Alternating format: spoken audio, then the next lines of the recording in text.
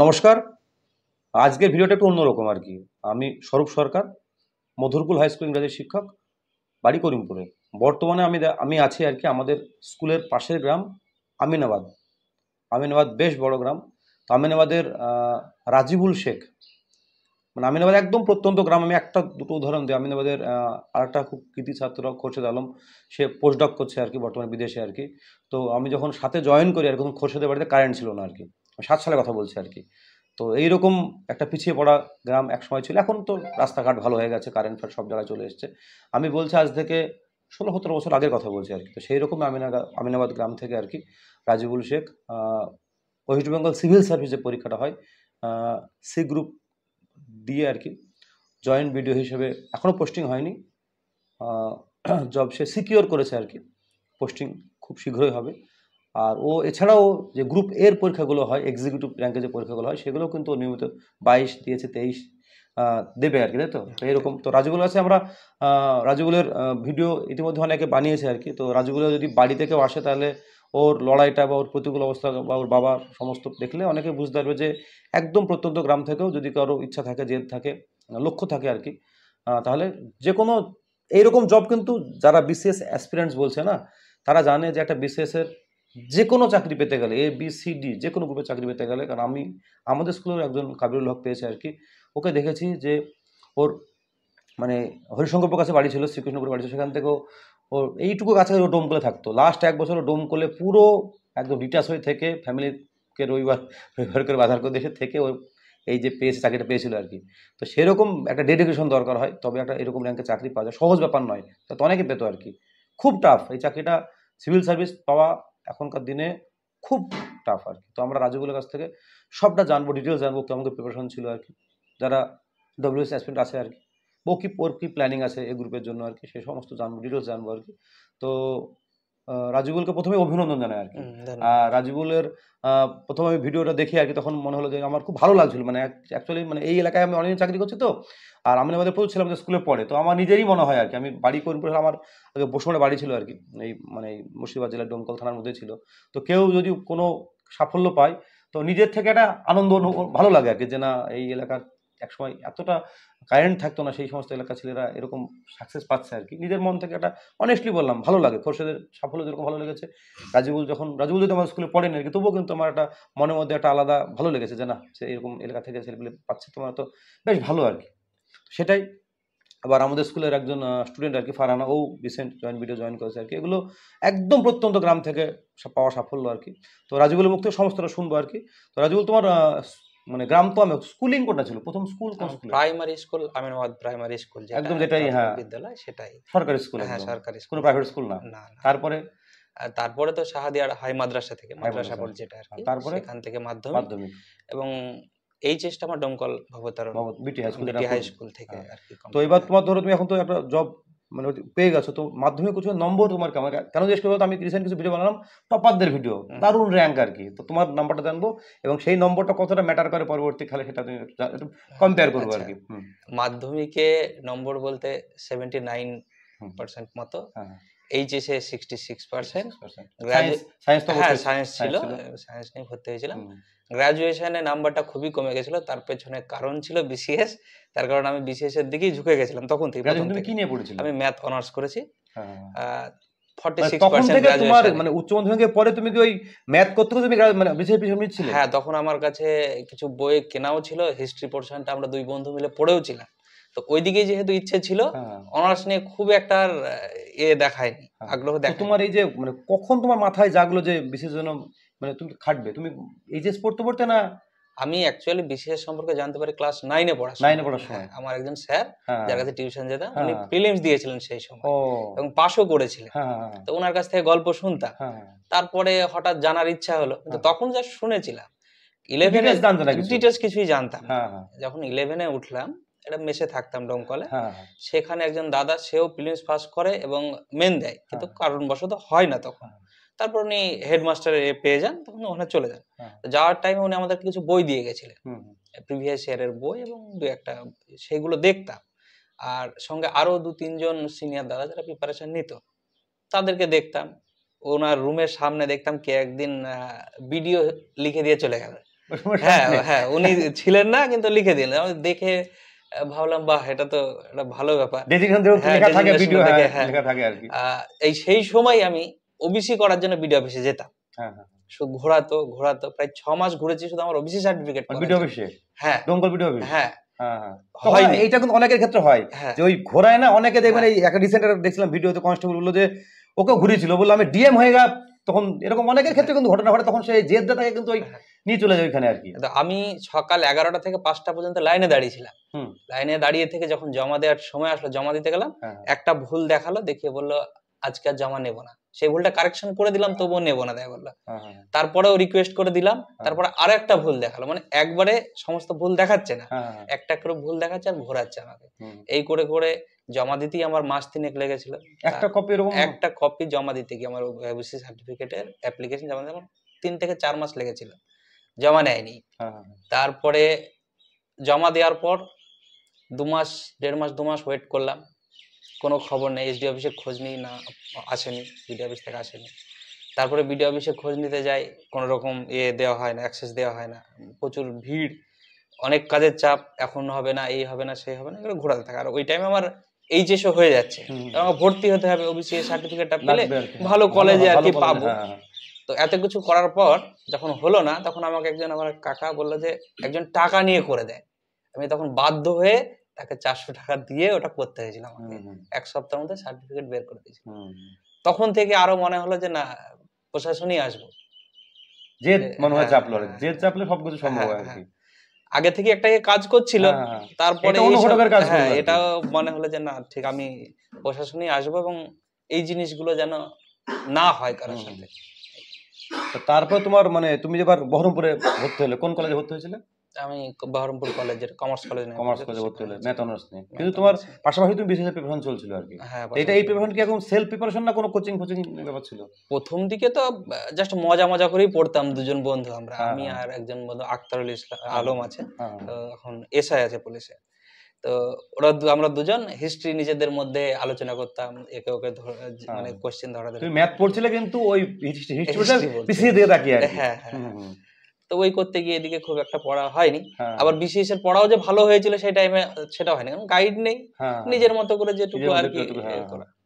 তো তখন graduation থাকাকালীনই Alia university একটা কোচিং দেয়, রেসিডেন্সিয়াল কোচিং, ফ্রি। হ্যাঁ, তো ওখানে কিছু কলকাতায় নাকি? হ্যাঁ কলকাতা। ওটা স্টেট গভর্নমেন্ট স্পন্সর কোচিং আর কি। তো ওখানে দুজন দাদা চান্স পায়। আর সেই সময় আমাদের মেশে খেতে আসতে একজন দাদা আতাউর রহমান বলে, উনি রেভিনিউ অফিসারে মানে গ্রুপ সি যেটা, সেখানে চাকরি পায়। তো ওনার সাথে আলোচনা করি, তখন উনি বলে যে আলামিন মিশনে উনি কোচিং নিয়েছিলেন, আর এনারা আলিশলাতে এই সরি আলিয়া ইউনিভার্সিটি। তো আমি আলিয়া ইউনিভার্সিটিতে যাবো এরকম ভাবলাম। তো সেই মুহূর্তে ওদের অ্যাডমিশন টেস্ট মনে হয়ে গিয়েছিল, আমি যখন গ্রাজুয়েশন পাস করলাম ওদের অ্যাডমিশন টেস্ট হয়ে গিয়েছিল। কারণ আলামিনে খোঁজ খবর নেই, ওখানে যাই অ্যাডমিশন টেস্ট দিই এবং যিনি কর্ণধার আছেন দিলদার স্যার, ওনার সাথে কথা বলি। তো ওখানে একটা ফিজের ব্যাপার ছিল, তখন সেই ফিজে তখন কত টাকা ছিল? প্রায় 3,500-4 হাজার এরকম করে লাগতো। আমি বললাম 2017 সালে রেসিডেন্সিয়াল কোচিং প্রায় 3,500-4 হাজার মতো করে ওনারা চাইতেন আর কি, ফিজ ছিল। তো আমি বললাম আমি এত দিতে পারবো না, আমি 1,090 টাকা দেবো। আর্থিক অবস্থা কেমন ছিল তখন? অত ভালো ছিল না তখন, অত ভালো ছিল না। আর বাড়ি থেকে টাকা, বাবা কি করেন? বাবা তো সারের ব্যবসা করে, মা হাউসওয়াইফ। আর দুই ভাই যেহেতু বাইরে পড়ছিলাম, তো খরচ আছে, তো আমি টাকা খুব একটা চাইতে পারতাম না, খারাপ লাগতো। তার জন্য ওখানে বলেছিলাম যে 1,090 টাকা বেশি দিতে পারবো। তো উনি ওনার সাথে কথাবার্তা করে বললেন 2,090 টাকা আর কি ফিজ ধার্য করলেন। এবং তারপর বারুইপুর আলামিন মিশনে যে ক্যাম্পাস, বিসিএস এর ক্যাম্পাস বারুইপুরে, সেখানে গিয়ে আর কি কোচিং শুরু আমার। আফটার গ্রাজুয়েশন ওখানে একদম পরিপূর্ণভাবে আমার জার্নি শুরু। ফুল ধরে তুমি কোচিংটা নিলে? হ্যাঁ। এটা কতদিন ধরে চললো এই কোচিংটা? এটা 2017 লাস্টের দিকে গিয়েছিলাম, 18 শুরুর দিকে পরীক্ষা ছিল, সম্ভবত জানুয়ারি কি ফেব্রুয়ারি এরকম হবে। তো আমি প্রথম দিকে পড়তে পারতাম না, খুব মানে কষ্ট হতো। হিস্ট্রি পড়তে গিয়ে দেখছি ভুলে যাচ্ছি, আগে পড়া ছিল কিন্তু ওখানে কি আবার নতুন বই, অন্য বই ধরেছি, ঠিক মনে আসছে না, জিওগ্রাফি ঠিক মাথায় ঢুকছে না, এরকম অবস্থা। তো 2 মাস 2.5 মাস পর আমার মনে হলো যে ভুল রাস্তায় চলে এসেছে, মনে হয় হবে না, ছেড়ে দিব নাকি এরকম ভাবছি। তারপরে সবাই ওখানে প্রিপেয়ার্ড, সিনিয়র দাদারা ছিল ওনারা প্রিপেয়ার্ড। আচ্ছা, এখানে কি সমস্ত ধর্মের লোকেদের জন্য অ্যাকসেপ্ট এই কোর্সটা না? এটা শুধু মাইনরিটির জন্য আর কি। হ্যাঁ, তো ওনারা ভালো প্রিপেয়ার্ড ছিল, মকে বেশি নম্বর পেত, আর আমরা নতুন, তো নম্বর পেতাম না, তো খারাপ লাগতো। তারপরে কি জানি মনে হলো যে না, প্রিলিমসে যেহেতু 1.5 মাস মতো ছিল তখন, তো এই 1.5 মাস আমি ভালো করে পড়ি। তো 1.5 মাস এত পড়া পড়েছিলাম, আমরা 3 বন্ধু মিলে একটা ছোট্ট গ্রুপ করেছিলাম, করে 3 জনই পাস হয়ে গেছিলাম। সেই গ্রুপ স্টাডি কতটা হেল্প করে? হ্যাঁ, গ্রুপ স্টাডি, আমার মোস্ট অফ গ্রুপ হেল্প করে। হ্যাঁ, গ্রুপ স্টাডি 3 জন গ্রুপ স্টাডি করেছিলাম, এবং প্রথমবারই। আচ্ছা, একটু দর্শকদের বলো বিশেষ 3টে ধাপ একটু বলো, অনেকে জানে না। অ্যাকচুয়ালি ডব্লিউবিসি এর 3টে ফেজ আছে। প্রথমে প্রিলিমিনারি, মানে এটা স্ক্রিনিং টেস্ট বলতে পারেন। তো সেখান থেকে ছাঁটাই হওয়ার পর মেন্স হয়। মেন্স অ্যাকচুয়ালি গ্রুপ সি এর জন্য 1200 নম্বরে, আর গ্রুপ এ এর জন্য আপনার এবি যেটা, সেটা 1600 নম্বর হয়। এবিটা একটু বলো। এ হচ্ছে এক্সিকিউটিভ, এটা বলো কোন রঙের চাকরিটা হয়? হ্যাঁ, গ্রুপ এ তে এক্সিকিউটিভ আছে এবং সাথে আরো কিছু সার্ভিস আছে। বিটা শুধুমাত্র পুলিশ সার্ভিসের জন্য, সিতে জয়েন্ট বিডিও, এসিটিও, আরো এরকম বেশ কিছু সার্ভিস। আর গ্রুপ ডি তে আছে পিডিও এবং একটা কোঅপারেটিভ সার্ভিস। তো এর গ্রুপ এ এর জন্য 1200 নম্বরের মেন দিতে হয়, সঙ্গে 400 নম্বরের অপশনাল, টোটাল 1600, এবং ইন্টারভিউ হয় 200 নম্বর, 1800 নম্বরের উপর মেরিট লিস্ট হয়। এটা এ বি দুটোর জন্য। সি এর জন্য এটা হয় অপশনালটা লাগে না, 1200 নম্বরের জিএস পেপার এবং বাংলা ইংলিশ, টোটাল মিলিয়ে 1200, আর 150 নম্বরের ইন্টারভিউ হয়, মানে পার্সোনালিটি টেস্ট যেটা বলে। আর এই ডি এর ক্ষেত্রে এটাই সেম, শুধুমাত্র পার্সোনালিটি টেস্টের নাম্বার 100 হয়ে যায়। তো বাংলা ইংলিশ কিন্তু তাহলে কম্পালসারি থাকছে না? বাংলা ইংলিশ এবং জিএস সব ক্ষেত্রেই কম্পালসারি। তো তুমি যে বাংলা ইংলিশ পড়লে আর কি মাধ্যমিক উচ্চ মাধ্যমিক পর্যন্ত, সেই বাংলা ইংলিশের সঙ্গে এই যে যখন প্রিপারেশন, তখন তার কি কোনো মিল আছে না? বেসিক? হ্যাঁ, পুরোটাই মাধ্যমিক লেভেলেরই বাংলা ইংলিশ থাকে। যেমন লেটার রাইটিং, যেটা আমরা মাধ্যমিকে করেছি, তারপরে রিপোর্ট রাইটিং, কম্পোজিশন, এসে প্রেসি থাকে, বোধ পরীক্ষণ থাকে, এগুলো সব মাধ্যমিক লেভেলেরই। অ্যাকচুয়ালি স্ট্যান্ডার্ডটা মাধ্যমিক লেভেলের। হ্যাঁ, একটু স্ট্যান্ডার্ডটা হয়তো থাকে, বেশি থাকে, তার কারণ কন্টেম্পোরারি ইস্যু গুলো একটু দিয়ে দেয়, একদম কারেন্ট টপিক গুলো কোন ক্ষেত্রে দিয়ে দেয়। তো বাংলা ইংলিশ, তার সঙ্গে সঙ্গে তোমার যে সাবজেক্টগুলো ছিল সেগুলো যদি বলো, তোমার কি কি সাবজেক্ট ছিল আর কি? আচ্ছা, ওখানে তো অপশনাল যেটা ছিল। আচ্ছা, অপশনাল নিজের পছন্দ মতো নিতে পারে কেউ। এখন বিশেষ করে কেউ অ্যানথ্রো নিচ্ছে, কেউ সোশিয়োলজি নিচ্ছে, স্কোরিং অ্যানথ্রোপোলজি। স্কোরিং বলতে একটা বিতর্ক হয়, আমি আমার ইতিহাস বা পলিসি দখল আছে, এটা নেওয়া বেশি ভালো না নতুন করে সোশিয়োলজি বা অ্যানথ্রোপোলজি স্কোরিং নেওয়া ভালো? কোনটাই বেশি ভালো হয়? যে সাবজেক্টের উপর নিজের দখল আছে, যেটা নিজের গ্র্যাজুয়েশন সাবজেক্ট, সেটাই নেওয়া উচিত।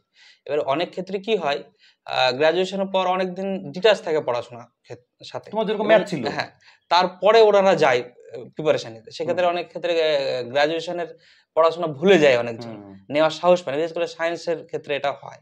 তখন তারা হয় অ্যানথ্রো নেয় বা সোশিয়োলজি নেয়। আমি যেমন পলিটিক্যাল সায়েন্স নিয়েছি। তোমাদের পড়াশোনা ছিল না? না, আমার গ্র্যাজুয়েশনে ম্যাথের সাথে আমি পলিটিক্যাল সায়েন্স নিয়েছিলাম। মানে এটা বোঝা যাচ্ছে যে ওর কিন্তু লক্ষ্যটা ঠিক, মানে একটা উদ্দেশ্য ছিল আর কি। আমি অন্য কলেজে চান্স পাওয়ার পরে আমি বহরমপুর কলেজেই ভর্তি হয়েছিলাম, শুধুমাত্র পাশে পলিটিক্যাল সায়েন্স এবং এটা আমি একটা বলি, ওর কিন্তু মানে ও তখনই ও কোনোভাবে গাইড পেয়ে রাজিবুল কিন্তু ওর যে মানে গ্র্যাজুয়েশনটার সঙ্গে সঙ্গে সেলফ স্টাডি করে তখন করেছিল, তখন কোচিং ছিল না, কিন্তু সাবজেক্ট চয়েসটা পল সায়েন্সও নিয়েছিল এই দিকে তাকিয়ে। পুরোটাই ওর কিন্তু এইদিকে ইতিহাস নেওয়া, ইতিহাস পড়াটা তোমরা পড়ছিলে, পুরোটাই কিন্তু ওই দিকে তাকিয়ে। তোমাকে অনেকটা হেল্প করেছে না? হ্যাঁ, অনেকটা হেল্প করেছে। তারপর তুমি বলো, তখন খাটছিল ওখানে। তো ওখানে যখন সিলেবাসটা আমি বলে দিই। বলো। তো 200 বাংলা থাকে মেন্সে, একটা প্রিলিমস থেকে বলি। প্রিলিমসে 200 নম্বরের প্রিলিমিনারি এক্সাম হয়। সেখানে হিস্ট্রি থাকে 50, জিওগ্রাফি 25, ইংলিশ 25, কারেন্ট টপিকের উপর কারেন্ট অ্যাফেয়ার্স এবং বিভিন্ন খেলাধুলা এইসব সম্পর্কে থাকে 25। তারপর আপনার সায়েন্স থাকে, টেকনোলজি থাকে 25, ম্যাথ রিজনিং থাকে 25। টোটালের উপর 200 নম্বরের একটা স্ক্রিনিং টেস্ট হয়। প্রিলিমিনারি যেটা বলছি আর কি। এখানে হয়তো 2 লাখ থেকে 2.5 লাখ ছেলে পরীক্ষা দেয়। আগে 10,000 12,000 এরকম ডাকতো মানে মেন্সের জন্য। এখন 3 3.5 ম্যাক্সিমাম 4 এরকম, অনেক কমে গেছে। আর গতবার 5,000 নেগেটিভ মার্কিং আছে নাকি এখানে কোনো? হ্যাঁ, 1/3 করে নেগেটিভ মার্কিং আগে ছিল, এখন 1/4 করে দিয়েছে এবার থেকে আর কি। তারপরে এটা পাস করলে তখন মেন্সের জন্য, যারা পাস করবে তারা মেন্সের জন্য এলিজিবল হবে। মেন্সে আপনার 200 মার্ক বাংলা থাকে, 200 মার্ক ইংলিশ থাকে। এক্ষেত্রে বাংলা ইংলিশে দুটোর ক্ষেত্রেই letter writing, precis writing, translation এটা কমন থাকে। বাংলার ক্ষেত্রে বোধ পরীক্ষণ থাকে, ইংলিশের ক্ষেত্রে হয়তো কোনো একটা কম্পোজিশন দিল, এইরকম 40 নম্বর করে 5টা টপিক থাকে, টোটাল 200। আর তারপরে আসে GS paper, GS on, general studies on, সেখানে থাকে হিস্ট্রি, জিওগ্রাফি 100 করে। জিএস 1 হিস্ট্রি জিওগ্রাফি থাকে। জিওগ্রাফিতে Indian geography, West Bengal geography থাকে।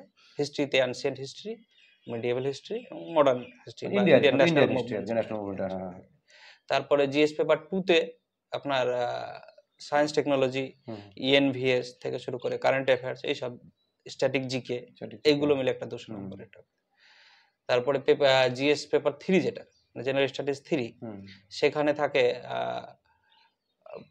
Polity and economy, Indian polity and economy.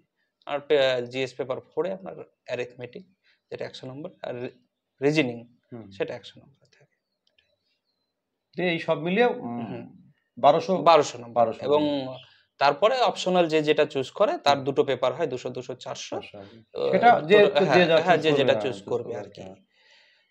তারপর এটার উপর আচ্ছা, এইবার 3000 যে ধরো করলো আর কি, তার মধ্যে তোমার মেন্স মানে পাস করে কতজন যায় মোটামুটি ইন্টারভিউতে? 1000 না 500-600 এরকম হয় দাঁড়ায়? এটা ডিপেন্ড করে পোস্টের উপর, ভ্যাকান্সির উপর ডিপেন্ড করে। তাও মোটামুটি তোমার তো কয় বছর যা ভ্যাকান্সি আছে সেই অনুযায়ী আপনার 2.5 থেকে 3 গুণ ডাকে। 3 গুণ ডাকে। হ্যাঁ, টোটালের উপর যদি 200 ভ্যাকান্সি হয়, তাহলে মানে ABCD মিলিয়ে ধরুন 250 ভ্যাকান্সি হয়, সেক্ষেত্রে হয়তো 750-800 টোটালের উপর ডাকে। মানে মেন্স তখন ওই ক্যাটাগরি যারা প্রথম থাকলো তাদেরকে নিয়ে নিল, বাকিগুলো সব বাদ হয়ে গেল। কিন্তু এটা একবারে হয় না, ধাপে ধাপে হয়। প্রথমে AB গ্রুপের রেজাল্ট বেরোয়, তারপরে সেটা কমপ্লিট হলে C, তারপর কমপ্লিট হলে D, এইভাবে।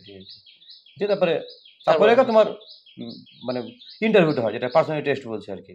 হ্যাঁ, A গ্রুপের রেজাল্ট হলো, তাদের ইন্টারভিউ হলো, ফাইনালিস্ট দিয়ে দিল, ওটা কমপ্লিট হলো, দেন C ডাকবে, দেন D ডাকবে, এরকম ভাবে। তো তুমি বর্তমানে যেটা তুমি পাস করে আছো আর কি, সেটার প্রিলি কবে তুমি দিয়েছিলে? আমি এটার প্রিলিমিনারি 2021 সালের পরীক্ষা, 22-এ প্রথম দিকে প্রিলিমস দিয়েছি। তারপরে মেন্স কবে? মে 22-এর মেন্স দিয়েছিলাম মে মাসের দিকে, 22-এর মে আর কি, 2022 সালের মে মাসের দিকে দিয়েছিলাম। আর রেজাল্ট তো 23-এর লাস্টের দিকে হলো, ডিসেম্বরে ইন্টারভিউ হয়েছে এবং 11ই মার্চ রেজাল্ট হয়েছে। গত 11 মার্চ 24 সালে 11 মার্চ রেজাল্ট হয়েছে। তারপরে তুমি আবার তোমার যে পোস্টিং হবে এটা জয়েন্ট ভিডিও হিসেবে? হ্যাঁ, জয়েন্ট ভিডিও হিসেবে যে কোনো ব্লকে পোস্টিং হবে। আচ্ছা, ওয়েস্ট বেঙ্গলের যে কোনো ব্লকে হতে পারে, as a joint video, C group pass করছে। তো এটা হচ্ছে রাজিবুল সি গ্রুপ পাস করে বিসিএসে পাস করে গেছে, কিন্তু জয়েনিং এর অপেক্ষা আছে, ডকুমেন্টস ভেরিফিকেশন চলছে আর কি, এইগুলো হয়ে গেছে মোটামুটি। তাহলে এগুলো হলে জয়েন করবে কোনো একটা ব্লকে আর কি, জয়েন্ট ভিডিও।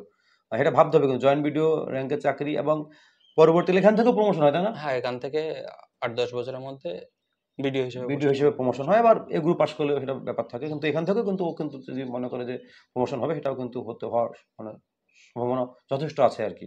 তো এবার ওর যে প্রিপারেশন ছিল আর কি, সেটা তো আমরা জানছি আর কি। তো তোমার এই যে ওইখানে তোমার তাহলে 2 বছর থাকলে আলামিন মিশনের যে হোস্টেলে, তাই 1.5-2 বছর এরকম 2.5-3 বছর থাকলে আর কি। তো এইখানে তোমার যে পড়াশোনাটা ছিল আর কি, তো তোমার এই যে পড়লে আর কি, সেটার থেকে ওইটা একটু পার্থক্য, বেসিক পার্থক্য কেমন ছিল? মৌলিক পার্থক্য বুঝে পড়ার ব্যাপারটা ছিল? আমরা হয়তো পরীক্ষার সময় কি করে মুখস্থ করে ব্যাপারটা থাকে, ওখানে কি ওই যে বিসিএস এর প্রিপারেশনটা, এটা কি কনসেপ্ট বেস রিডিংটা ছিল না? এটা জানতেছি, একদম স্টাডিটা জানতেছি, স্টাডিটা কেমন ছিল আর কি। অ্যাকচুয়ালি ওখানে তো আমরা একটা হোস্টেলে 40-45 জন মতো, প্রায় 45 জন মতো থাকতাম। সবাই যেহেতু WBCS এর জন্যই প্রিপারেশন নিত, তো একটা কি সুবিধা ছিল, মানে ওদের দেখা দেখে পড়াটা হতো। আমি একা বসে থাকতে পারতাম না, সবাই পড়ছে, আমি বসে থাকবো, এটা খারাপ দেখাবে। তো আমি ওদের দেখা দেখে পড়তাম, প্লাস আমার যেগুলো কনফিউশন হতো সেগুলো ওনাদের কাছে ক্লিয়ার করে নিতাম। আর আমার প্রিপারেশনটা, আমার নিজস্ব প্রিপারেশন যেটা, আমি তো একটা সময় পড়েছি ওদের কাছে, গ্রুপ ডিসকাশন ছাড়াও নিজে একটা আলাদা সময় বের করে পড়তাম, সেটা সম্পূর্ণটাই আমার ওই ইউটিউব দেখে আর ওই বই থেকে। বাকি ক্লাস খুব কম করেছি আমি, কিছুদিন ক্লাস করেছিলাম, 2 মাস মতো ক্লাস করেছিলাম, তারপরে আমাকে পাকসার কাছে ক্লাস করতে যেতে হতো। তো বারুইপুর থেকে পাকসার কাজ যাওয়া, ক্লাস করা, আবার আসা, সারাদিন চলে যেত, পড়ার সময় খুব একটা পেতাম না। তার জন্য স্থির করলাম যে সময় যেহেতু কম, আমার তখন 1.5-2 মাসের মাথায় ফিলিংস ছিল, তো আমি কি করলাম, যেগুলো ইম্পর্টেন্ট সেই জায়গাগুলো বেছে নিলাম। সেটা কিভাবে করেছিলাম, সেটা প্রিভিয়াস ইয়ার কোশ্চেন দেখলাম, সেগুলো মার্ক করলাম, কোন কোন জায়গাগুলো থেকে বেশি কোশ্চেন আসার মতো, সেইগুলোকে শর্ট আউট করে, যেগুলো খুব কম ইম্পর্টেন্ট সেই জায়গাগুলো ছেড়ে দিলাম। দিয়ে শর্ট আউট করে একটা করে বই বাঁচলাম সমস্ত সাবজেক্টে, অনেকগুলো বই নয়, একটা করে বই বাঁচলাম। সেই বইগুলোর নাম কি তোমার মনে আছে কোন সাবজেক্ট ওয়াইজ? হ্যাঁ, তখন আমি এগুলো বলছি। তো একটা করে বই বেছে, বিশেষ করে প্রথমে আমি শুধু তরুণ গোয়ালের জেনারেল নলেজ বলে একটা বই আছে, আমার কাছে ওই বইটা পুরো মুখস্থ করে নিয়েছিলাম একদম পুরোটাই। আচ্ছা, তপতির বইও একটা আছে জেনারেল, কিন্তু তরুণ গোয়ালের বইটা খুব চলে আর কি। আমার শুরুটা তরুণ গোয়াল দিয়েই শুরু হয়েছিল, আরো বই ছিল সাথে। তো তোর ওই সব বই সরিয়ে দিয়ে তরুণ গোয়ালটা নিয়ে বসলাম, ওটা জিএস পোরশনটা পুরোটাই কভার করলাম ওই কদিনে। ম্যাথ রিজনিং যথেষ্ট ভালো ছিল, অসুবিধা নেই ওখানে। তোমার তো ম্যাথ অনার্স ছিল, রিজনিং করতে কি কোনো সমস্যা? না, কোনোদিন সেরকম অসুবিধা হয়নি। আমি অল টাইম ওই, যদি কেউ ধরো বলছে ধরো উচ্চ মাধ্যমিক ধরো পড়ছে, ধরো সে নরমাল রিজনিং প্র্যাকটিস করছে, ধরো এখনকার যারা স্কুলে পড়ছে আর কি, সে ধরো বিশেষ দেবে ভাবছে, তো সেই রিজনিং এর জন্য সে কিরকম করে খাটবে বলছে? বাড়ি থেকে আরএস ওদের বই কিনে সে খাটতে পারে বা ইউটিউব দেখে? হ্যাঁ, ইউটিউবে এখন ভালো ভালো ক্লাস আছে প্র্যাকটিক্যাল রিজনিংটার জন্য বলছি আর কি। রিজনিং এর ক্ষেত্রে যারা ম্যাথ পারে না, ভয় করে ম্যাথকে, তারা কিন্তু ওই জিএস 4 যে পেপারটা, এই মানে 4 যে পেপারটা ম্যাথ রিজনিং, সেখানে রিজনিংটাকে বেশি ফোকাস করে, কারণ ওই জায়গাটা নাম্বার বেশি ওঠে। তো রিজনিংটা খুব বেশি কঠিন না, থরলি যদি প্র্যাকটিস করে এবং তাহলে প্র্যাকটিস করলে রিজনিংটা উঠে যাবে। তো সেক্ষেত্রে আমার ম্যাথ রিজনিংটা ভালো ছিল। হ্যাঁ, 24-25 আরাম করে পেয়ে যেতাম প্রিলিমসে। কারেন্ট অ্যাফেয়ার্সটা ভালো করে করেছিলাম। কারেন্ট অ্যাফেয়ার্স কি নিয়মিত পেপার পড়তে না খবর শুনতে? তখন শুরুর দিকে অ্যাচিভার্স পড়তাম, পরে অন্যান্য অনলাইন যে এগুলো আছে সেগুলো ফলো করতাম, জিকে টুডে ফলো করেছি। তো এই করে মোটামুটি একটা প্রিপারেশন হয়ে গিয়েছিল 1.5 মাসের মধ্যে। তো তখন পরীক্ষা দিলাম, 114 পেয়েছিলাম প্রথমবার। তো কাট অফ ক্লিয়ার হয়ে গেছিল সেই। মেন দিলে? তারপর মেন দিলাম। মেন তো প্রথমবার আশানুরূপ হয়নি, তখন খুব কম নম্বরই উঠেছিল, 420-30 মতো উঠেছিল 2018 মেন্স। তারপরে ভালো করে পড়াশোনা করে বাকি মেন্স, মানে পরের বার ভালোভাবে আরো ভালো করে তুমি তো ভেবেছিলাম হবে, সেইবার হয়নি। 20টাও খুব ভালো পরীক্ষা হয়েছিল, বাংলা ইংলিশে নম্বর খুব একটা উঠেনি আমার যতটুকু মনে হয়েছে, কারণ জিএসে যথেষ্ট ভালো নম্বর ছিল। 21টা তো আরো ভালো হয়েছিল, 22টা আশা করছি 21-এর থেকেও ভালো হয়েছে। ও কিন্তু এই গ্রুপের পরীক্ষাও তোমার মানে যেটা বলছে, যেটা এখনো রেজাল্ট বেরোয়নি, তাই না? 23-এরটা এই গ্রুপের জন্য দেব অপশনাল, আর 22-এ তোমার যেটা 22-এরটা সি এর জন্যই দেওয়া ছিল আর কি। সেটাই তোমার মানে অ্যাপয়েন্টমেন্ট হয়েছে আর কি? না, এটা 21-এরটা হয়েছে। এটা 21-এরটা হয়েছে, তাহলে 22-এরটা এর থেকে ভালো হতে পারে নাকি? হ্যাঁ, এর থেকে ভালো দেওয়া আছে। ও 22-এর তোমার মানে এটা একটু ক্লিয়ার করে বলো, মানে আমিও একটু হচ্ছে 21-এরটা এই যে এখন জয়েনিং করবে, 21-এরটা জয়েনিং করবে, 21-এরটা, আর 22-এরটা তোমার কতদূর ক্লিয়ার হয়ে আছে?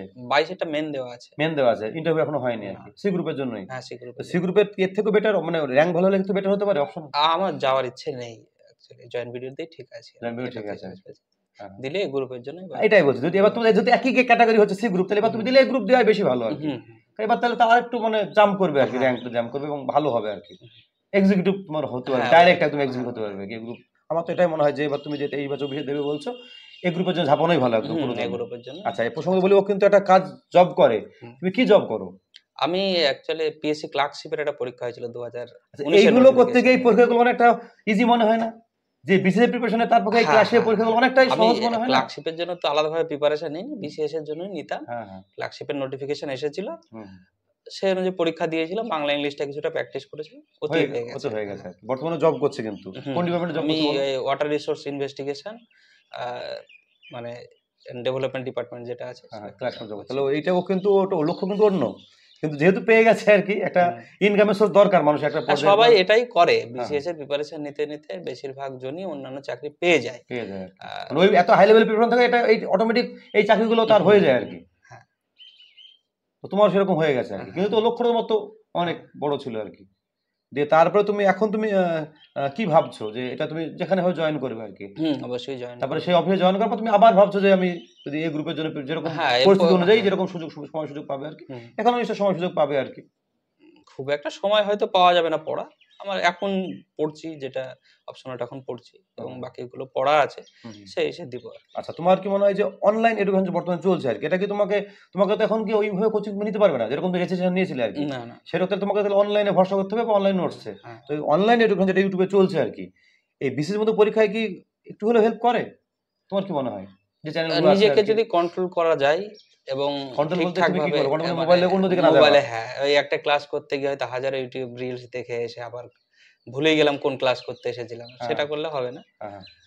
শুরুতে করতে হবে, প্ল্যান করতে হবে যে না আমি এই ক্লাসটা করবো। যেমন আমি ইকোনমিক্সটা যেভাবে শেষ করেছি বলি, আবার ইকোনমিক্স প্রথমে ভালো ছিল না, মানে গ্রাজুয়েশনে পড়েছিলাম, কিন্তু অ্যাকচুয়ালি গিয়ে দেখছি সেই ইকোনমিক্স নেই ওখানে, মানে সম্পূর্ণ আলাদা, খুব একটা মিল পাচ্ছিলাম।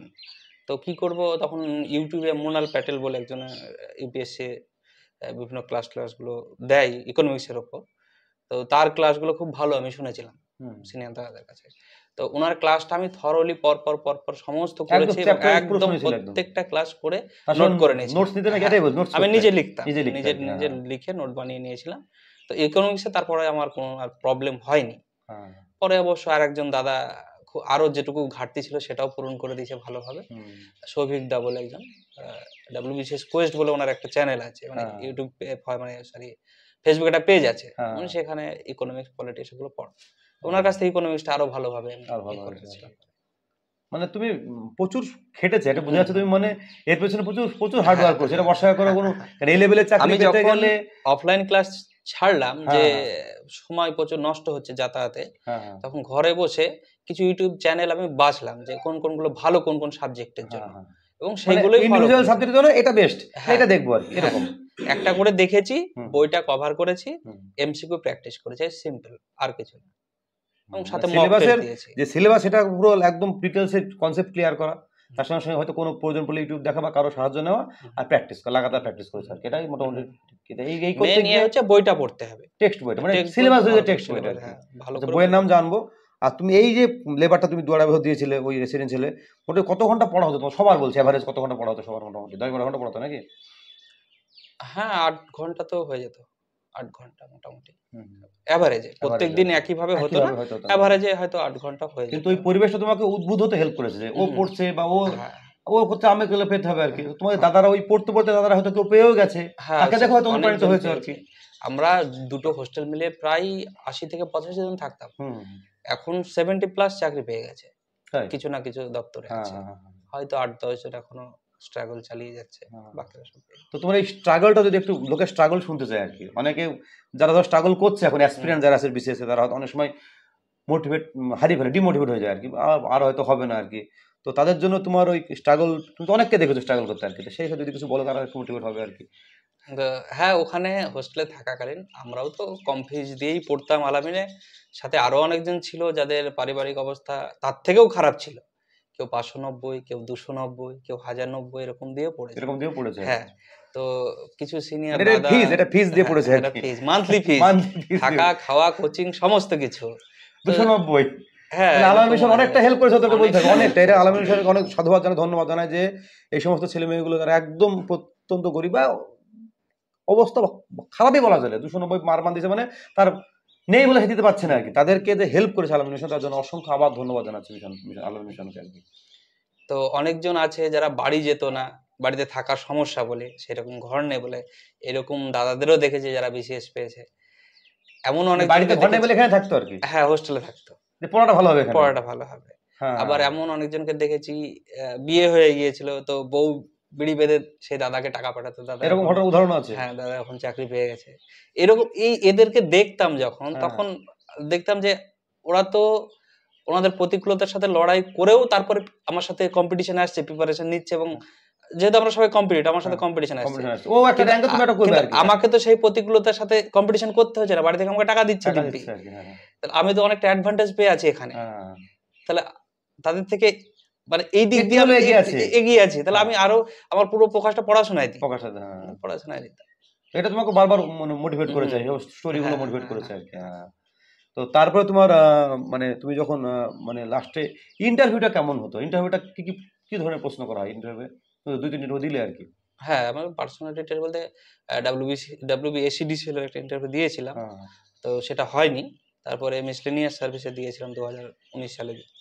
মেইনলি কি ধরনের প্রশ্ন করা? সমস্ত না, এটাতে বিসিএস যেটা দিলাম, বিশেষ করে আমার ব্যাকগ্রাউন্ড, আমি কোথা থেকে এসেছি, আমার ইন্ট্রোডাকশন জিজ্ঞেস করা হয়। এটা বাংলা না ইংলিশে হয়?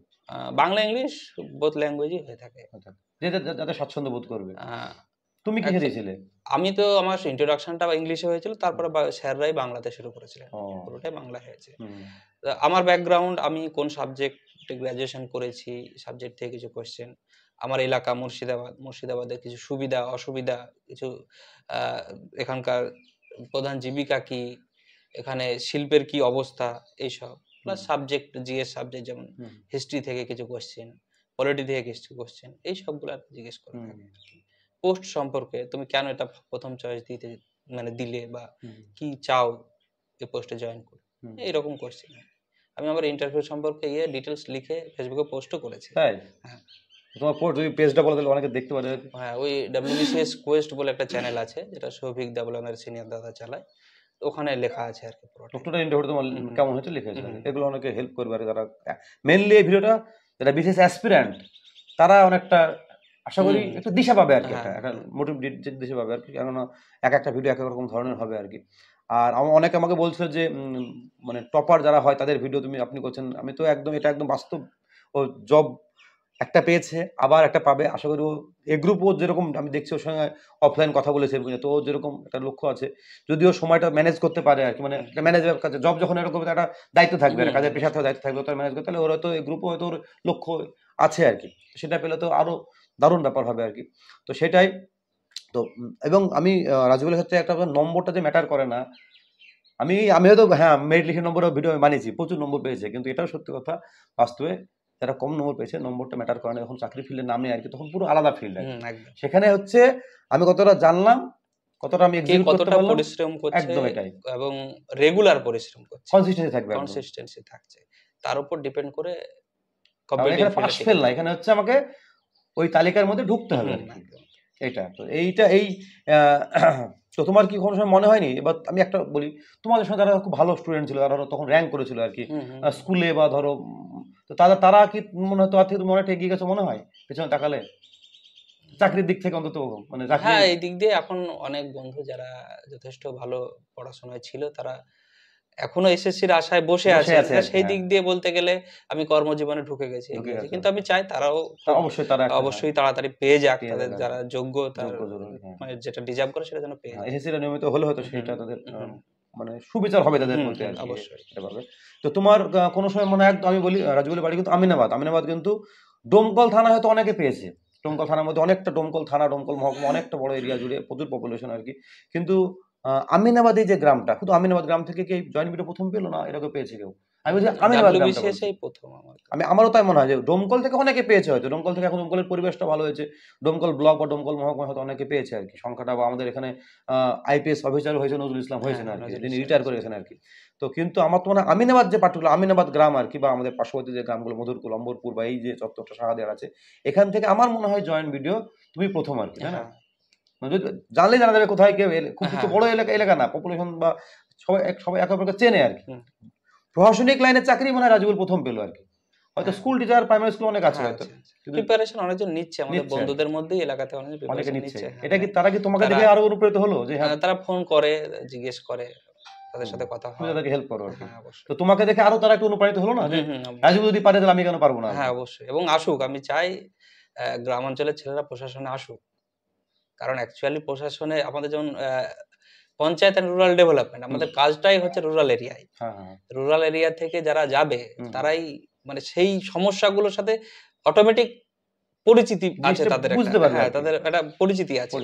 যখন অন্য এলাকায় গিয়ে রুরাল এলাকার কোনো কাজ তারা করতে যাবে, তো সেম সমস্যা তারা ভোগ করে এসেছে, তো সেটা ভালো ইমপ্লিমেন্টেশন করতে পারবে, সেই কাজটার সমাধানটা ভালোভাবে করতে পারবে। তো রাজুগুলের একটা প্রশ্ন, রাজুগুলের বক্তব্য একটা ছিল, ওইটা যাচ্ছে, ও জয়েন করবে ডেফিনেটলি হয়তো কয়েক মাসের মধ্যে। ও কিন্তু একটা ওর জীবনে একটা ড্রব্যাক ছিল যে ও ফিরে এসেছিল আর কি অনেকবার একটা দপ্তর থেকে। ও যখন অ্যাজ এ জয়েন করে, তোমার দেখবে অনেকে দেখে না, অনেক সময় দেখা যাচ্ছে অনেক ভিডিও একদম গ্রাসরুট লেভেলে কাজ করছে, কিন্তু পশ্চিমবঙ্গে অনেক তাদের ভিডিও ভাইরাল হচ্ছে, একদম গ্রাসরুট লেভেলে কাজ করছে, তারা সত্যি ভালো কাজ করছে এবং তাদের প্রচারটা হচ্ছে যে কোনো ব্লকে। পশ্চিমবঙ্গে এখন কত ব্লক আছে জানো? 342টা ব্লক আছে, জয়েন্ট ভিডিও থাকবে আর কি। তুমি কি তোমার ওই যে অভিজ্ঞতা, একটা তিক্ত অভিজ্ঞতা আছে, তুমি যখন জয়েন করবে তুমি কি কিভাবে তাদেরকে সাহায্য, তোমার মাথায় কোনো ভাবনা চিন্তা আছে আমি অ্যাটলিস্ট এরকম করে কাউকে ঘুরতে হবে না, এরকম কি মাথায় ভাবনা আছে? আমার সিম্পল ভাবনা হচ্ছে, আমার যতটুকু কাজ সেটা আমি 100% আমার এফিশিয়েন্ট, মানে 100% এফিশিয়েন্সির সাথে সেই কাজটা করুন, সৎভাবে করব, সঠিকভাবে করব, তাহলে আশা করি কাউকে ঘুরতে হবে না। এই যে বারবার দপ্তর থেকে বিভিন্ন দপ্তর হচ্ছে না, দপ্তর থেকে বারবার মানুষ ঘুরে যাচ্ছে করছে, তোমার ক্ষেত্রে হয়েছে এবং হয় ফাইল পড়েই থাকে, ফাইল পড়ে থাকে, অফিসের দপ্তরে বলে লাল ফিতে বলা হয় সেরকম আর কি। সেরকম তোমার তরফ থেকে কোনো ইনিশিয়েটিভ নিশ্চয় থাকবে আর কি, তোমার আন্ডারে যেগুলো থাকবে নিশ্চয়ই তুমি আপডেট থাকবে যে এরকম কাউকে মানুষকে। এবং গ্রামের মানুষগুলো কি হয় অনেক সময় যা ধরো আমিনাবাদ থেকে ডোমকল যাচ্ছে, সে অনেকটা সময় এবং জার্নি করে যাচ্ছে আর কি, বা আরো প্রত্যন্ত গ্রাম থেকে যাচ্ছে আর কি, মোমিনপুর বৈষ্ণবপাড়া ডোমকল যখন যাচ্ছে সারাদিন নষ্ট করে যাচ্ছে, বারবার তাকে ফিরতে যাচ্ছে, একটা মানসিক কষ্ট হয় আর কি। সেই জায়গায় তুমি যে ব্লকে যাবে সেই ব্লকেও তো সেই গ্রাম থাকবে আর কি, তোমার সেরকম কোনো এর প্রতি কোনো ভাবনা আছে যে আমি আমি আমার কিরকম থাকার অনেকে প্ল্যানিং থাকে এরকম করবো, এরকম ভেবেছো না যখন আসবে তখন সেরকম অনুযায়ী কাজ করবে আর কি? হ্যাঁ, তখন সিচুয়েশন যা হবে সেই অনুযায়ী মানে আমি চেষ্টা করি যাতে কাউ ঘুরতে না হয় আমার কাছ থেকে, এটুকু। এবং সমস্ত অ্যাকচুয়ালি তো বিডিও অফিস একজনের মাথার উপর দিচ্ছে না, সমস্ত অনেকগুলো দপ্তর থাকে, টিম ওয়ার্ক আর কি, সবার সাথে সমন্বয় সাধন করে একটা কানেক্টিভিটি রেখে যাতে বেটার পরিষেবা দেওয়া যায় সেটাই চেষ্টা করবো আর কি। আর তাছাড়া তো এখন দুয়ারে সরকার যেটা হয়েছে, গ্রামাঞ্চলে সেই পরিষেবা দিচ্ছে, তো সেক্ষেত্রে অনেকটা সাধারণ মানুষের সুবিধা হয়েছে। তো তুমি তো ক্লাস 11 এই স্বপ্নটা দেখেছিলে আর কি, তো সেই স্বপ্নটা তো পূরণ হয়ে গেছে আর কি, 100% হয়ে গেছে। তো সেই জায়গায় পেছনে দেখে মনে হয় যে তোমার মতো কোনো রাজ্যগুলো হয়তো এই কোনো গ্রামে আছে আমাদের এই সমস্ত এলাকার আর কি, তো যে স্বপ্নটা সম্ভব এটা এখন তো তোমার হয়ে গেছে। যদি স্বপ্ন দেখে, ধরো কেউ 9 তোমার ভিডিও অনেকে দেখবে আর কি, কেউ ধরো 9-এ পড়ছে, আমাদের স্কুলে হয়তো কেউ 9-এ পড়ছে, কেউ 10-এ পড়ছে, কেউ 11-এ পড়ছে, সে যদি স্বপ্ন দেখে ধরো এরকম তোমার মতো রাজুগুলোর মতো আমিও জয়েন্ট হতে চাই, তুমি একটা উদাহরণ হয়ে গেল এলাকায় আর কি, তোমাকে দেখে অনেকে এগোবে আর কি যে আমি রাজুগুল দার মতন আমি জয়েন্ট ভিডিও হতে চাই আর কি। তো তারা কি সম্ভব এই স্বপ্ন দেখে সম্ভব? অবশ্যই সম্ভব, যদি সঠিকভাবে পরিশ্রম করে অবশ্যই সম্ভব। সে যেখানেই বাড়ি হোক, যে প্রত্যন্ত এলাকায় বাড়ি হোক না কেন, গ্রাম হোক না কেন, পারবে। এটুকু মনে করি আমি। মানে তার কি মোটিভেশনটা কাজ করতে পারে আর কি, তার প্রতিকূলতা না কিরকম মানে তার কাজ করতে পারে? অ্যাকচুয়ালি আমার যেটা কাজ করেছিল, আমার অসুবিধা অভাব ছিল বলেই কিন্তু আমি সেইভাবে পরিশ্রমটা করতে পেরেছি, যে না আমাকে তাড়াতাড়ি একটা ভালো চাকরি পেয়ে বাড়ির পাশে দাঁড়াতে হবে। সমস্যাটা বাড়িতে না থাকলে কিন্তু হয়তো আমি এতটা জেদ নিয়ে ভাবতাম না,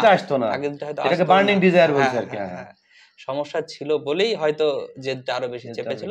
এবং আমি বুঝতে পেরেছিলাম যে আমার হাতে সময় বেশি নেই, সময় অনেক লেগেছে কিন্তু তারপরেও অনেক আগেই আমি মনে করি যে সময় আমি পেয়েছি ঠিকঠাক সময় পেয়েছি, 27 বছর বয়সে মোটামুটি পেয়েছি। 27 বছর বয়সে পেয়েছো। তো সময় কম ছিল এবং এই সময়ের মধ্যেই আমাকে আমার যেটা স্বপ্ন সেটা পূরণ করে আমাকে এখান থেকে বেরোতে হবে, ওই তাগিদেই হয়েছে, টার্গেট ছিল একটা, যের মধ্যে তো সেই রকম যদি অনেকে দীর্ঘদিন অনেকটা 5-6 বছর লাগিয়ে নেয়, ঠিক না? তোমার ক্ষেত্রে বলছো এর টাইমের মধ্যে আমাকে করতে হবে একটা, তারপরে তুমি বেশি করে পড়েছো আর কি, বেশি হার্ড ওয়ার্ক করেছো আর কি। আচ্ছা, আরেকটা কথা বলি, তোমার বাবা মা তো ডেফিনেটলি খুবই খুশি, বলার অপেক্ষা রাখে না। তো এই যে আমি মোড়ে জিজ্ঞাসা করলাম আর কি, তোমাকে অনেকে চিনে গেছে, মানে আমি ওই মোড়ে জিজ্ঞাসা করলাম, সেই তোমার নামটা তোমার এটা কেমন তোমার ভালো লাগছে তাই না? এটা অবশ্যই আমার ভালো লাগে, গ্রামের লোকের ভালো লাগে, গ্রামের লোক তোমাকে নিশ্চয়ই অনেকে অভিনন্দন জানিয়েছে আর কি, পাওয়ার পর বন্ধুরা জানিয়েছে, স্যাররা খুশি।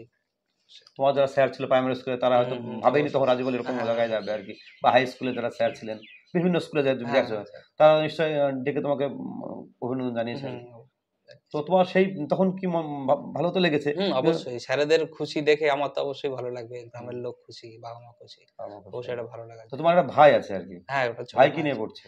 ভাইও ম্যাথমেটিক্স অনার্সই করছে। তো ভাইও কি তোমাকে দেখে উদ্বুদ্ধ হচ্ছে নাকি? হ্যাঁ, ওকে আমি চেষ্টা করছি, অবশ্য ওর উপরই ছেড়ে দিয়েছি, ও যেভাবে এগোতে চাই সেভাবেই এগো, কিন্তু আমি পাশ থেকে গাইড করব। আচ্ছা, আরেকটা আমি ওর সঙ্গে আগে কথা বলছিলাম, রাজুল হাসান জানবো, রাজু বলতে একটা গেছে আর কি, তো আমাদের পরবর্তীকালে যে এআই আসছে আর কি, আর্টিফিশিয়াল ইন্টেলিজেন্স আর কি, সেই এআই ও একটা কাজ করছে, কিন্তু সেই কাজে তোমাকে এআই কতটা হেল্প করছে আর কি, যদি একটু বলো আর কি, হেল্প করছে কি, মানে সরকারি অফিসে এআই কি হেল্প করবে আস্তে আস্তে? অবশ্যই। সেটা কিরকম যদি একটু বলো আর কি, কিরকম হেল্প? আমি যেমন আমার ছোটখাটো কাজগুলো, যেমন টুকটাক চিঠি লিখতে হলে বা করতে হলে সেগুলো চ্যাট জিপিটির থ্রুতেই করি, এবং সেটাকে পরবর্তীকালে নিজের মতো এডিট করে আমি করি। তাছাড়া আমার 2022-এর মেন্সের আগে আমি যেহেতু এখানে জয়েন করেছিলাম, তো আমার কাছে বাংলা ইংলিশের খুব একটা নোটস ছিল না, আমি পেপার কাটিং করে রাখি বাংলা ইংলিশে, কিন্তু এইবারে ছিল না সেরকম। তো অল্প সময়ের মধ্যে কি করেছি, চ্যাট জিপিটিতে আমি যে টপিকটা ইম্পর্টেন্ট মনে হয়েছে সেটা দিয়েছি, এবং উইদিন 200 ওয়ার্ড এর মধ্যে একটা সুন্দর করে লেখা বা চিঠি বা এসে বা কম্পোজিশন লেখার জন্য একটা করে মানে সার্চ করে মডিফাই করেছে। হ্যাঁ, সেটা এসেছে, সেটাকে আমি আবার নিজের মতো করে মডিফাই করে নোট বানিয়ে রেখেছি এবং এখান থেকে একটা কমনও পেয়েছিলাম আমি যেটা নোটস বানিয়েছি সেখান থেকে কমনও পেয়েছি। সো এআই বা চ্যাট জিপিটি যেটাই বলুন না কেন, সেটাকে যদি সঠিকভাবে মানে কাজে লাগানো যায়, অবশ্যই মানে টেকনোলজিকে যদি সঠিক কাজে লাগায়, যেমন ইউটিউবটা তুমি বললে যদি কেউ শিক্ষামূলক কাজে লাগায়, প্রচুর ভালো চ্যানেল আছে, তুমি যেরকম বলছো হেল্প করেছে আর কি। আবার কেউ যদি রিলস দেখে তো তার জন্য তো রিলস শর্টস তার জন্য আলাদা ব্যবস্থা আছে। যদি কেউ কাজে লাগায় তাহলে কিন্তু ইউটিউব একটা মাঝে মাঝে আমাদেরও কন্ট্রোলের বাইরে চলে যায়, কিন্তু আবার সেটাকে ফিরিয়ে এনে আবার করি। তোমার বিয়ে তো হয়নি এখন পর্যন্ত? না, বিয়ে হয়নি তো। ওর লক্ষ্য তো আরো মানে এই গ্রুপের লক্ষ্যটা আছে আর কি। তো ওর কিন্তু একটা এটা অনেকের কাছে, এই যে ওর 27 ইয়ার্স, ওর কিন্তু লক্ষ্যটা পরিষ্কার ছিল একদম, যে আমাকে একটা কিছু পেতে হবে, এবং তাতেও সফল হয়েছে। আরো আগামী দিনে ও এই গ্রুপ দেবে আর কি।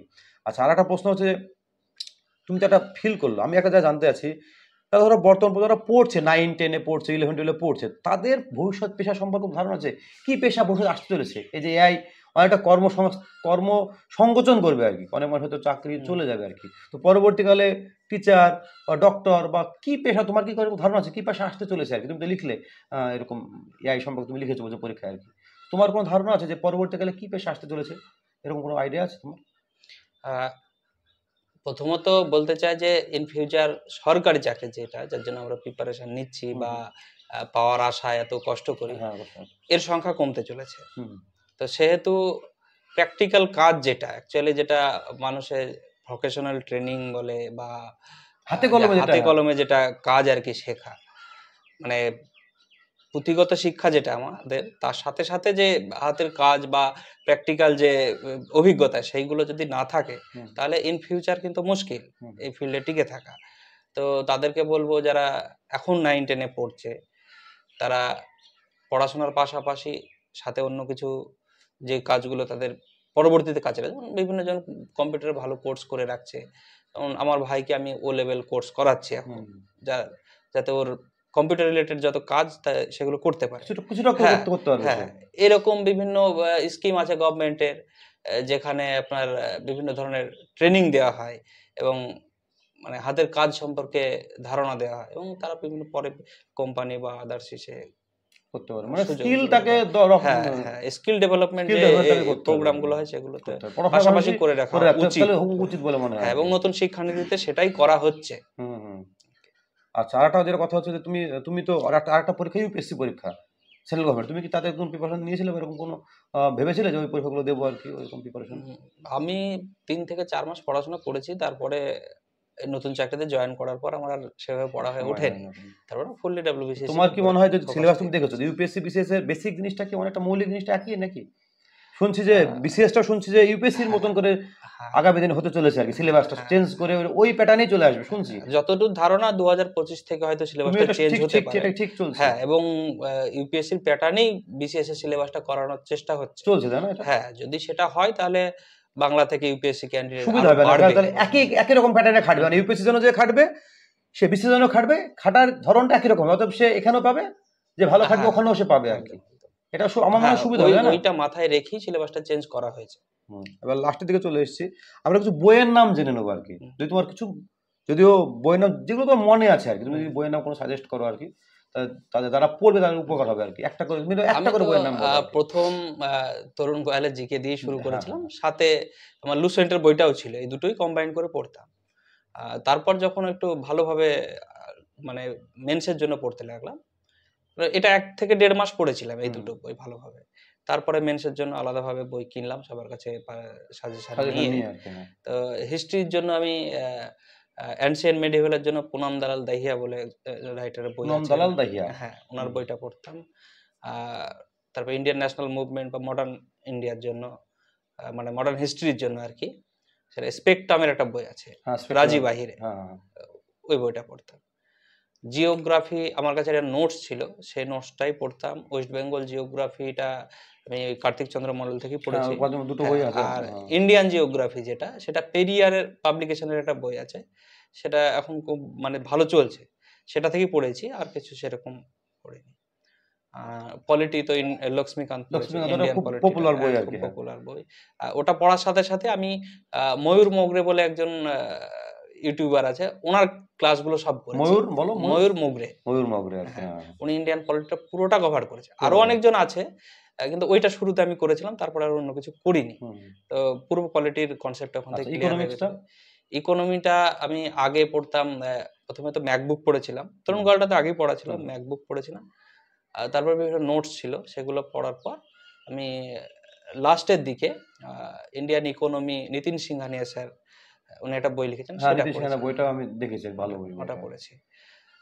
তারপর ম্যাথ রিজনিং এর জন্য, ম্যাথ রিজনিংটা পুরোটাই আমি ইউটিউব থেকে প্র্যাকটিস করেছিলাম। আর.এস. আগরওয়ালের বইটা কেমন? হ্যাঁ, আর.এস. আগরওয়ালের বইটা খুবই ভালো। আমি পুরোটা প্র্যাকটিস করিনি, আমি ম্যাথটা পুরোটাই ইউটিউব থেকে করেছি, পুরোটাই ইউটিউব থেকে করেছি। আমি অভিনয় শর্মা স্যারের ক্লাস, তারপরে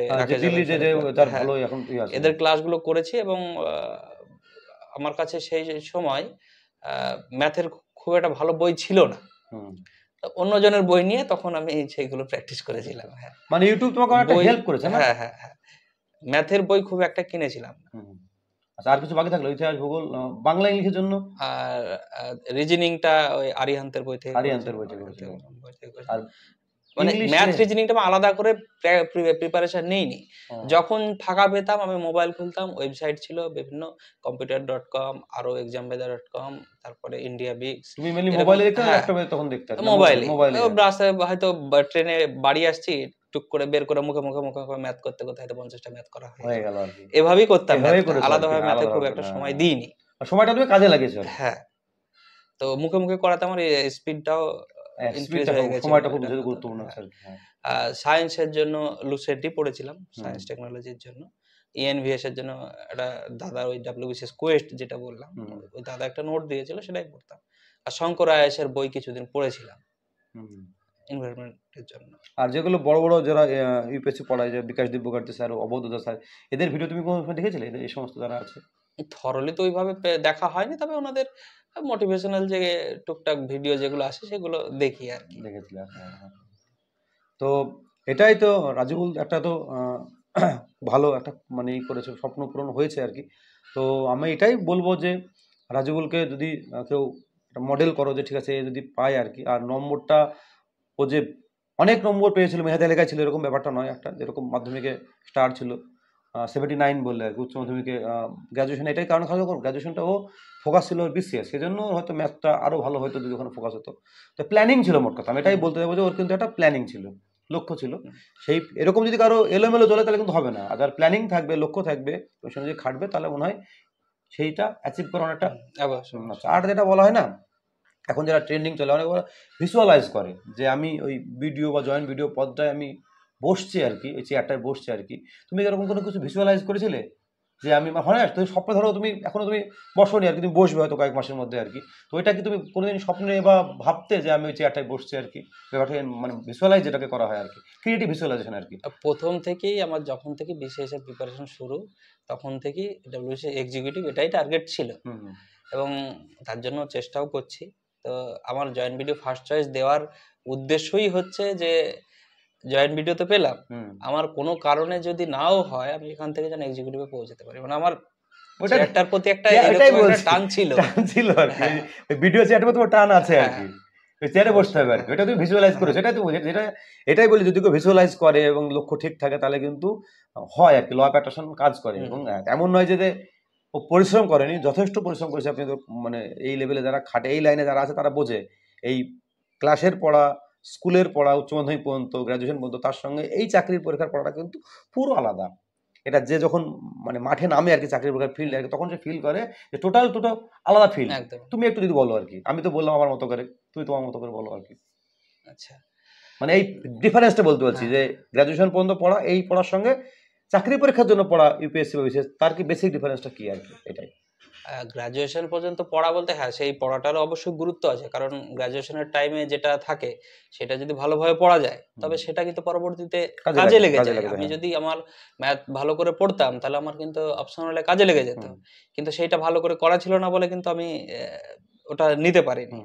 তো আলাদা করে গ্র্যাজুয়েশন বা আলাদা করে বিসিএস এরকম নয়, যদি কারো টার্গেট থাকে, গ্র্যাজুয়েশন থেকেই প্রিপারেশনটা শুরু করে দিতে পারে। কিভাবে? গ্র্যাজুয়েশনে হিস্ট্রি, জিওগ্রাফি, পলিটি, ইকোনমি পড়তে হবে না, শুধু বাংলা ইংলিশটা যদি ঠিকঠাক দেখে আর নিজের সাবজেক্টটা ভালো করে পড়ে, তাহলে গ্রাজুয়েশন পর যখন সেই ফিল্ডে আসবে তার অপশনাল 400 কমপ্লিট হয়ে থাকছে, বাংলা ইংলিশ 400, টোটাল 800 নম্বর তার কভার হয়ে থাকছে। এইভাবে যদি কেউ এগোয় তাহলে দুটোকে আলাদা করে দেখার দরকার নেই। আচ্ছা, আমি একটা জানতে প্রসঙ্গে ডিস্টার্ব করলাম, যে আমার ধরো ছেলে ধরো মানে কোন ছেলে ধরো পড়ছে আর কি, ধরো তোমার মনে হয় কি যারা গ্রাজুয়েশন করছে আপাতত কোন কম্বিনেশন সব থেকে বেস্ট মনে হয়, যে ইংলিশ অনার্স নিয়ে বাকি দুটো পাশে রাখা, না ইতিহাস অনার্স, না ভূগোল বা এরকম, না তুমি তোমার ধারণা থেকে বলো, বা সায়েন্সে যদি হয় তোমার অভিজ্ঞতা থেকে তুমি বলো কোনটা হলে বেশি ভালো, যেটা পরবর্তীকালে হেল্প করবে আর কি। আচ্ছা, ইদানিং দেখলাম ইংলিশ এবং সায়েন্স যারা ব্যাকগ্রাউন্ডের তারা বেশি পাচ্ছে, মানে 11-12 সায়েন্স, 11-12 সায়েন্স, ইংলিশ গ্রাজুয়েশনে ইংলিশ, তাদের ইংলিশটাও ঠিকঠাক থাকছে, ম্যাথটাও ঠিকঠাক থাকছে, এবং ডেডলি কম্বিনেশন। কিন্তু আমাদের দুটো ছেলে জব করছে, মানে উচ্চ মাধ্যমিকে সায়েন্স নিয়ে ইংলিশ ওদের সঙ্গে পড়ে দুটো ছেলেই কিন্তু আজকে ভালো পোস্টে চাকরি করে আর কি, দারুণ কম্বিনেশন আর কি। হ্যাঁ, তবে এখন ডব্লিউবিসিএসে অনেক বিটেক করা ছেলে, সায়েন্সে ভালো ভালো ছেলে, মাস্টার ডিগ্রি করা ছেলে মেয়ে আসছে, এমনকি পিএইচডি করা ছেলে মেয়েও আসছে আর কি। হ্যাঁ, এবং ভালো কর্পোরেট জব করতে এরকম ব্যক্তিরাও সেই চাকরি ছেড়ে বিসিএসে আসছে। তো আগের মতো এতটাও সোজা নেই জায়গাটা, খুবই কম্পিটিশন। যাই করুক, গ্রাজুয়েশনের সাবজেক্টটা যদি ভালো করে করা থাকে তাহলে ওখানে একটা বিরাট অ্যাডভান্টেজ পেয়ে যাবে। তো যারা এখন থেকে শুরু করতে চায় গ্রাজুয়েশন থেকে, তারা নিজের সাবজেক্টটা, মানে গ্রাজুয়েশন আলাদা কিছু নয়, নিজের সাবজেক্টটা বাংলা ইংলিশটা যদি ভালো করে দেখ অনেকটাই এগিয়ে যাবে। এবং আর যদি বলি ডিফারেন্সটা, তো গ্রাজুয়েশনে অনেকজন মোটামুটি হেলে দুলেও গ্রাজুয়েশনটা কভার করে দিতে পারে, কিন্তু আফটার গ্রাজুয়েশন যখন কম্পিটিটিভ ফিল্ডে আসবে হেলে দুলে কিন্তু এটা হবে না।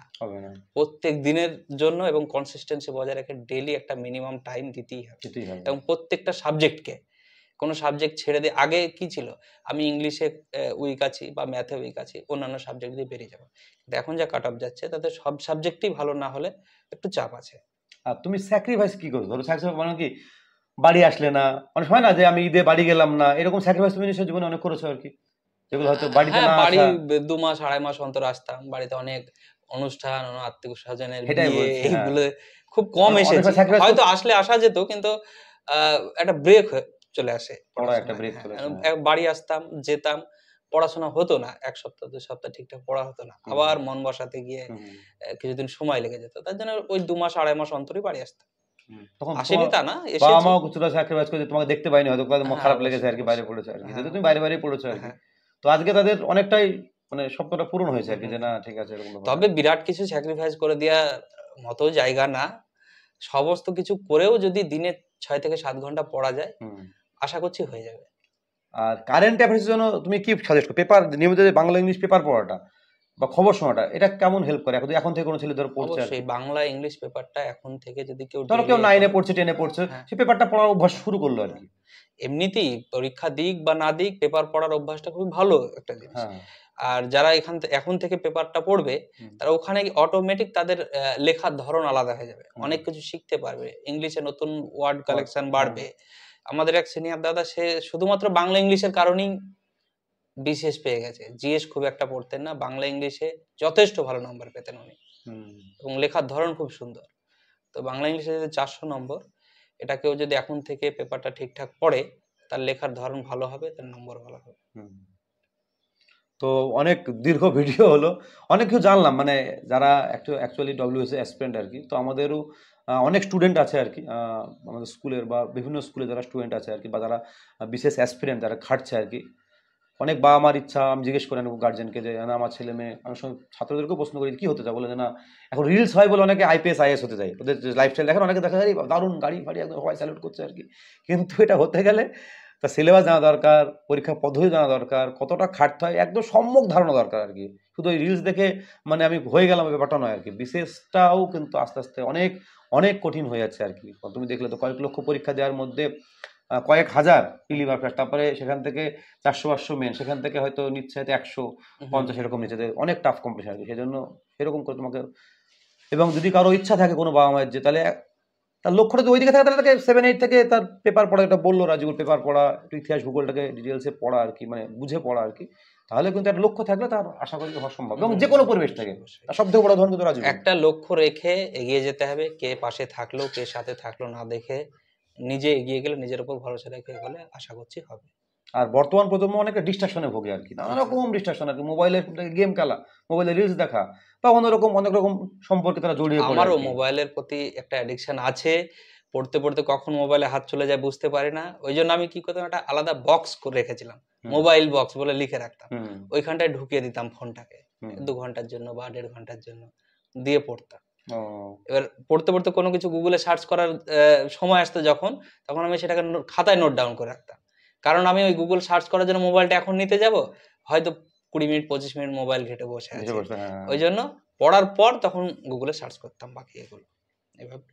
তো রাজীবুলকে অনেক অভিনন্দন, অনেক কিছু আমি নিজে অনেক কিছু আমি এই ইন্টারভিউগুলো করে নিচ্ছি, আমি নিজেও কিন্তু অনেক কিছু জানলাম আর কি, আমার অনেক চোখ খুললো আর কি। পরবর্তীকালে যদি আমিও কাউকে গাইড করতে পারবো আর কি। আর রাজীবুল জয়েন করবে রিসেন্ট, এবং ওর পরবর্তী যে পরীক্ষাগুলো দেবে বলছে এই গ্রুপে, তাতেও আশা করি সাফল্য পাক, এই ঈশ্বরের কাছে আল্লাহর কাছে দোয়া করছে আর কি, কামনা করছে আর কি ভালো হোক। এবং রাজীবুল বারবারও বলছি যে পরিবেশটা এবং এই যদি স্বপ্ন থাকে, লক্ষ্য থাকে, তাহলে যে কোনো পরিবেশ থেকে পাওয়া সম্ভব। একটা বড় উদাহরণ রাজীবুল, কিন্তু অনেক বড় উদাহরণ আর কি। এবং নম্বরটাও নিচু ক্লাসে কোনো ম্যাটার করে না যদি তার উদ্দেশ্য পরিষ্কার থাকে আর কি। রাজীবুলকে অনেক অভিনন্দন, তোমার সঙ্গে কথা বলে খুব ভালো লাগলো। আমি অনেক কিন্তু এই ধরে নেওয়ার ইচ্ছা ছিল আর কি, শুনেছিলাম অনেকদিন আগে আর কি, আমি একটা রিলসও বানিয়েছিলাম তোমাকে নিয়ে আর কি, অনেক পপুলার হয়েছিল আর কি, কারণ মানুষ এগুলো জানতে চায়, স্টোরিগুলো যারা খাটে না তারা স্টোরিগুলো জানতে চায়, যে এই ছেলেটা এরকম করে পড়েছে বা কেমন করে খেটেছে। যে তোমার ভিডিও দেখে অনেকে আমরাও সিনিয়র দাদাদের ভিডিও এরকম দেখতাম, হয়তো আমাদের ইচ্ছে হতো। তো যাই হোক, যারা নতুন প্রিপারেশন নিচ্ছে বা আরো জুনিয়র ভাই আছে, তারা এটা থেকে যে ইন্সপায়ার হয় তো খুবই খুশি হব। এবং ঠিকঠাকভাবে প্রিপারেশন নিক, তারাও পাবে। হয়তো কারো 2 বছর লাগতে পারে, কারো 3 বছর, কারো 4 বছর, কিন্তু হবে একদিন, লেগে থাকলেই হবে আর কি, লেগে থাকলে হবে। রাজীবুলকে অভিনন্দন জানিয়ে ভিডিও শেষ করছি, নমস্কার, ধন্যবাদ। তো আমি রাজীবুলের মায়ের সঙ্গে আছি আর কি। তো বাবা মার তো গর্ব ডেফিনেটলি হচ্ছে আর কি, এটা মানে একদম এর জন্য বুদ্ধিমান হয়তো বলার অপেক্ষাও রাখে না, কিন্তু তবুও মায়ের মুখ থেকে মায়ের অনুভূতিটা জানতে চাইবো আর কি, মায়ের মুখ থেকেই শুনবো সেটা। বলুন আপনার কেমন অনুভূতি হলো যখন শুনলেন প্রথম আর কি? আমার অনুভূতি, মায়ের যথেষ্ট অনুভূতি হয়েছে, তার সঙ্গে গ্রামবাসী সবাই আনন্দিত, তার জন্য আমিও আনন্দিত।